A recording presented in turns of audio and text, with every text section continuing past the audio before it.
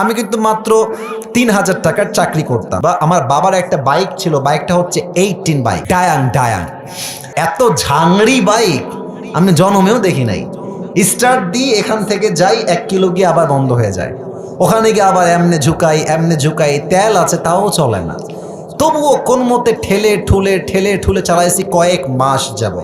আচ্ছা, একটা পর্যায়ে গিয়ে এমন একটা অবস্থা হলো আমার পকেটের, যে তেল যে ভরবো বাইকে ওই টাকা আমার পকেটে নাই। তা আব্বাকে বললাম, আব্বা मैं माफ़ी भी मांगता हूँ, দোয়া भी मांगता हूँ, আমার দ্বারা এই বাইক আর চলবে না, তোমার বাইক তুমিই রাখো। তা আব্বা বললো, কি করব বাইকটা, আমার পায়ে তো ব্যথা, আমি তো হার্টের রোগী, এটা কি সেল করে দিব? বললাম, বিক্রি করে দাও, আমি এটা বিক্রি করে সাইকেল কিনবো, সাইকেলের চাইতে ভালো হবে আমার জন্য। তো যাই হোক, বাইকটা বিক্রি করব ভাব, মানে এটা এইভাবে কখনো আমি আগে কোনো মাহফিলে বলি নাই, এতটা ব্যাখ্যা দিয়ে বলি নাই, আজকে বলছি বাইকটা বিক্রি করে দিব অভাবের জন্য। বাট বিশ্বাস করেন, সেই সময়টা প্রতিদিন তাহাজ্জুদ পড়তাম, প্রতিদিন আল্লাহকে বলতাম যে আল্লাহ তুমি আমাকে কবুল করো, আমার চেষ্টা কবুল করো। আর আমি দুইজনের ওয়াজ খুব বেশি শুনতাম, এক আজহারির ওয়াজ শুনতাম খুব বেশি, আর একজন আমি আল্লামা দেলোয়ার হোসেন সাঈদীর ওয়াজ খুব বেশি শুনতাম সেই সময়ের কথা। It has been 3 years or maybe 4 years back, 3 বা 4 বছর আগের কথা। তো হঠাৎ করে আমি একদিন জুমার খুতবা দিলাম, আমি আবারও বলছি এই কথা কিন্তু আমি কখনো কোথাও আপনার শোনেন নাই, আমি আজকেই বলছি।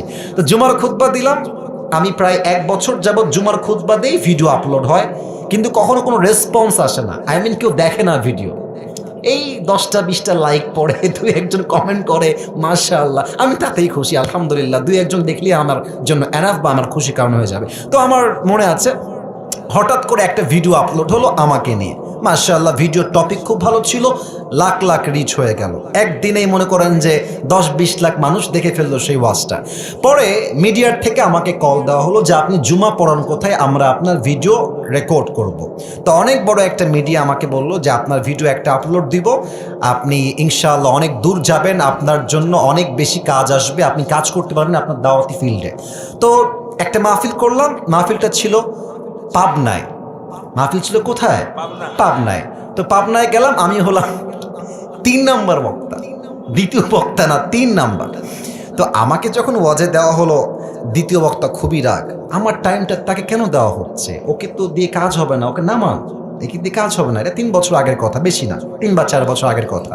তো আমি ওয়াজ শুরু করলাম, কি বলবো, নিজের কথা বলছি না, বা এটা আল্লাহর রহমত বলছি বলতে পারেন। আমি আধা ঘন্টা ওয়াজ করেছি, প্রত্যেকটা যুবক, আমি নেমে গেছি ওরা উঠে গেছে, মানে এই হুজুরকে আমরা ছাড়বো না, নেমে গেলাম, সেটা আপলোড হলো ইউটিউবে। হঠাৎ করে একদিন আমার বাসা ছিল রাজশাহীতে, রাজশাহীর আমাদের মেইন শহরে বাসা, আমার আব্বা জুমার খতিব এবং আমার আব্বা একটা মাদ্রাসার প্রিন্সিপাল। তো আমি বাইপাস দিয়ে যাচ্ছি বাইক নিয়ে, ভাই আমার কাছে কিছুই নাই, বিশ্বাস করে না আছে টাকা, আর আমার 2টা সাদা পাঞ্জাবি ছিল, আর আমি যেই জুমার খুতবা দিতাম, জুব্বা যে পরবো, জুব্বাও ছিল না ভালো, আমার বন্ধু থেকে জুব্বা ধার নিয়ে আসতাম, যে বন্ধু দে, জুব্বাটা পরে মাহফিল করব বা একটু দোয়া করব, এই ওয়াজ হবে, আবার তোকে জুব্বা দিয়ে যাব। তো আমি এই অবস্থায় মাহফিলের জন্য বা রাস্তা দিয়ে হাঁটতেছি, তো হঠাৎ করে আমার কাছে একটা কল আসলো, বললো আপনি কি আবরারুল হক আসিফ বলছেন? এটা অনেক আগের কথা, আমার ক্যারিয়ার কিন্তু শুরু হয় না। বললাম জি ভাইয়া, আমি আবরারুল হক আসিফ বলছি, আপনি কে? তো বললো যে আমি অমুক জেলার থেকে বলছি, আপনার একটা মাহফিলের ডেট লাগবে। শুনে কলিজায় এত শান্তি লাগলো যে আলহামদুলিল্লাহ, আল্লাহ হয়তো আমার রাস্তা খুলতেছে, এই তো রাস্তা আমার খুলে যাচ্ছে। তা আমি একটু ভাব নিলাম, আমার কিন্তু ডেট মেট কিছুই নাই। বললাম ও আচ্ছা, ডেট নিবেন কবে, আমাকে একটু দেখতে হবে ভাই। তো বলছে যে ভাই ডেটটা আমরা 2 মাস পরে নিব, যদি আপনি ডেট দেন তাহলে আমরা। ও তো ভাবছে মাশাআল্লাহ, মিলিয়ন মিলিয়ন ভিউ, এ তো অনেক বড় বক্তা হবে রে ভাই। তো আমি একটু ভাবতাম, আমি বললাম ঠিক আছে, আমি ডায়েরি দেখে আপনাকে বলছি। আমার ডায়েরিতে কোনো ডেটই নাই। তো যাই হোক, পরে সে বললো যে ভাই ডেট কি আছে, ডেট কি হবে? আমি নিজেই, আমার তো ডেট লাগবে রে ভাই। আমি কল দিয়ে বললাম ভাই হ্যাঁ অমুক তারিখের ডেট হতে পারে, আপনি কি ডেটটা নেবেন? তো বলছে অবশ্যই নিব। তো বলছে যে ভাই আপনার হাদিয়া কত? আমি তো জীবনে হাদিয়াই নেই না, হাদিয়া কত বলবো। এখন বলছি যে ভাইয়া হাদিয়া আসলে বলা যাবে না, আপনি বলেন যে আপনি আমাকে কত দিবেন।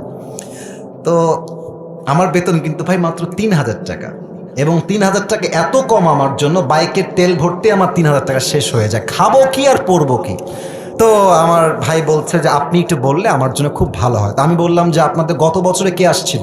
বলছে আমাকে একজন বক্তা আসলো। কয় টাকা দিয়েছেন? বলছে 20,000 টাকা দিয়েছি। মনে বলছি 20,000 টাকা, আর ওকে বলছি ভাই এটা কোনো টাকা হইল? আচ্ছা যাই হোক, অনেক কথাবার্তা বলে সে বললো ঠিক আছে আপনাকে আমরা 25,000 টাকা দিব, গাড়ি ভাড়া সব কিছু মিলিয়ে, খাওয়া দাওয়া মিলিয়ে, থাকা সহ 25,000 টাকা আমি আপনাকে দিব। তো বললাম দিব বললেই তো হবে না ভাইজান, আপনাকে তাকে অ্যাডভান্স করতে হবে, না আমি প্রোগ্রামটা কনফার্ম মনে করব কেমন করে। তো বলছে ঠিক আছে ভাই আপনি আপনার নাম্বারটা আমাকে দেন, আমি আপনাকে 5,000 টাকা অ্যাডভান্স করছি। আমি বললাম ইয়ার ইয়ে তো মেরি রাস্তা খুল গিয়া মাশাআল্লাহ। তো বলছে ঠিক আছে আমি আপনাকে দিচ্ছি, নাম্বারটা আমাকে পাঠান। তো নাম্বার দিলাম, 3 দিন কোনো খবর নাই। মনটা আবার খারাপ, জানলা ডেটটা কি তাহলে পাবোই না। তো 3 দিন পরে আবার আমার ভাই কল দিয়ে বলছে প্রিয় ভাই আপনাকে তো আমি টাকা দিব, বাট আমি টাকা তুলতে পারি নাই এলাকার থেকে, তাই টাকাটা দিতে পারি নাই। তো মার্শাল্লাহ সবাই আমাকে টাকা দিয়ে দিয়েছে, আপনার নাম্বারে আমি এখনই টাকা পাঠাচ্ছি। তা আমাকে ওই প্রথম মাহফিলের জন্য 5,000 টাকা অ্যাডভান্স দেওয়া হয়, এবং 5,000 টাকায় আমি আমার আব্বা আম্মাকে দিয়ে দিয়েছি। যাও তোমরা নাও। বিশ্বাস করেন ওই যে আমার জার্নি শুরু হলো, আল্লাহু আকবার, কি বলবো। এখন এমন একটা দিন নাই যেই দিন শত শত কল আসে না, আসিফ হুজুরকে লাগবে আপনাদের কি, আমাকে বলে 3 লাখ নিবেন, 2 লাখ নিবেন, 1.5 লাখ নিবেন, কত খালি বলেন না আপনাকে আমরা চাই। আপনি বলবেন হুজুর আপনি এত লম্বা স্টোরি কেন বললেন? 1 ঈমান, 2 হচ্ছে তাকওয়া। এই 2টা থাকলে বান্দার সফলতাকেও আটকায় রাখতে পারে না, ঠিক কিনা বলে? ওয়ারযুকুহু মিন হাইথু লা ইয়াহতাসিব, তোমার রিজিক আমি এমন জায়গার থেকে দিব তুমি কখনো কল্পনাই করতে পারবে না। আল্লাহু আকবার।